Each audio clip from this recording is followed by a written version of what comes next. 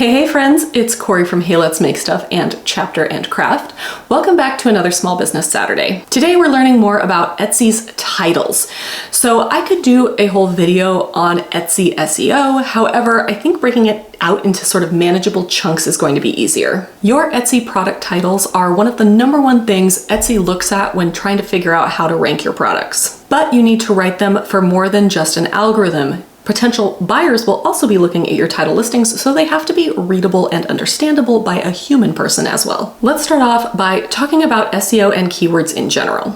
If you're new to creating content online, SEO and keywords may sound really intimidating, but they really are not so bad when you break down what exactly they are. So basically, any search engine needs the ability to decide what ranks, at the top and what ranks lower. So if you type in a search into Google, the most relevant results should come to the top. This is done using a process called an algorithm, which basically takes into account things like your title, what's in your listing, and all sorts of other details to decide where to rank your products in comparison to other people's products. Etsy has its own robust search engine. So basically inside Etsy, there is its own sort of Etsy Google, and you are going to punch in a search term and it's going to bring up results. And depending on how you write your listing titles, your listings, and everything else that goes into building a listing, it's going to decide whether or not your product should be ranked near the top or if you're going to be pages and pages down the line. And of course, getting toward the top is important because you don't want to have people scroll through pages and pages of products to get to your product. So that's SEO, and then we have keywords. And keywords are basically terms that somebody might put into a search to get a certain result. So on Etsy, that might be a crocheted blanket, or it might be handmade silver jewelry, or a Mother's Day gift.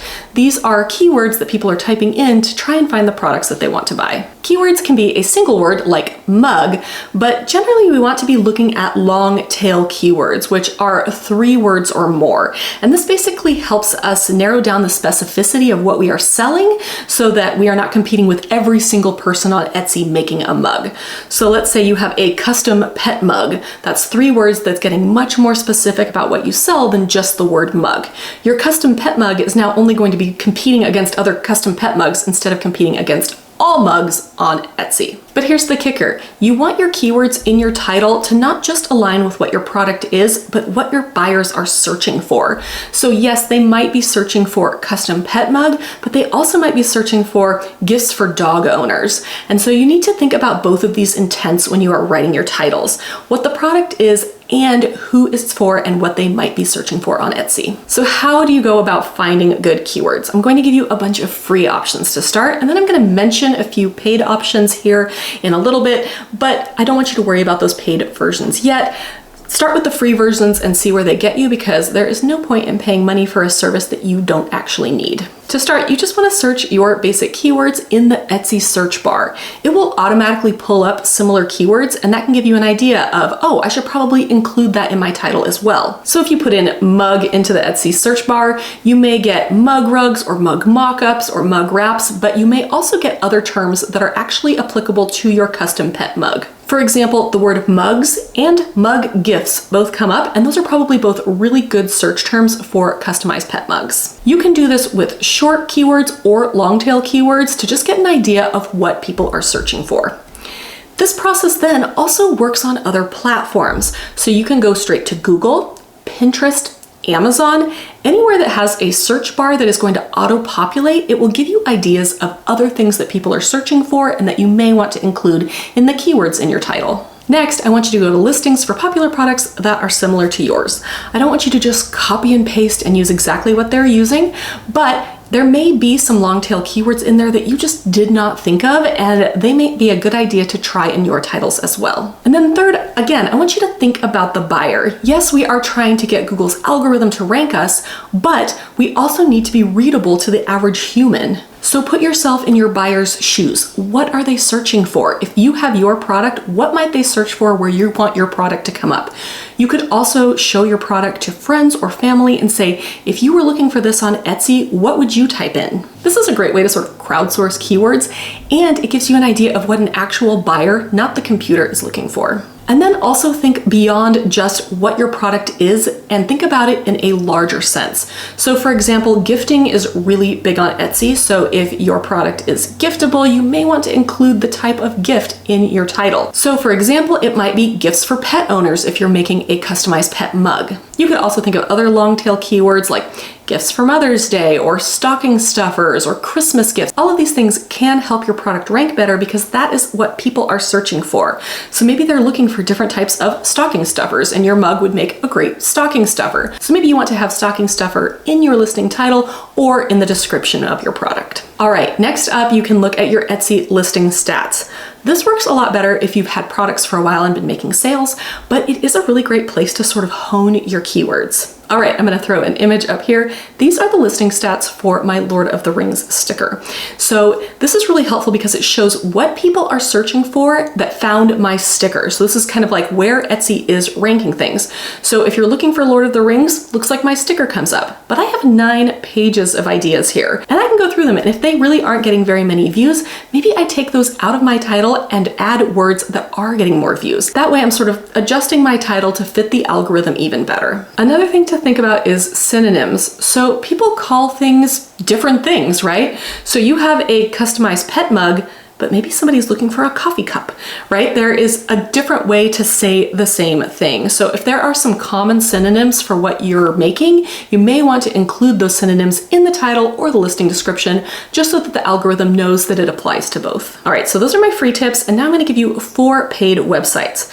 3 of these actually do have a free version, and you can go ahead and sign up, but because they are just the free version, they aren't particularly robust. It really, they become really good once you start paying for them. However, if you're just getting started, start with the free stuff first. You don't want to be paying for a program that's going to eat into your profits when you're just getting started. As your business continues to grow, you may want more details, more statistics, more input about what you are making and what you could be making. But for now, start with those free ones before you get onto these paid products. So the paid products are Everbee, eRank, Marmalade, and Allura.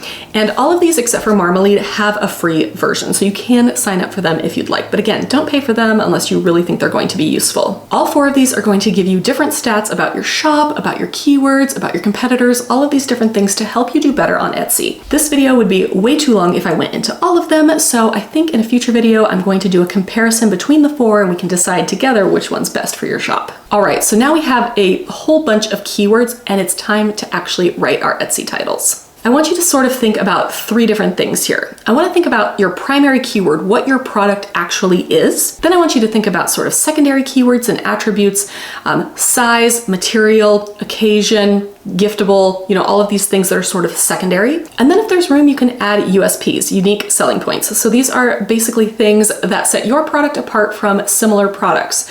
So maybe everybody's making 11-ounce mugs, but you have a 15-ounce dishwasher safe mug. Those are the sort of attributes that I'm talking about that make your product a little bit different than everyone else's. In Etsy's Seller Handbook, they talk about keywords in your titles, and they say that the order of your keywords doesn't matter. So you'll want to put the most clear descriptive phrase of what you're selling first. So customized pet mug is going to be first. Yes, you may have gifts for dog owners on there, but if you put that first, you aren't telling the buyer, the actual human reading the listing, what it is until later in your title.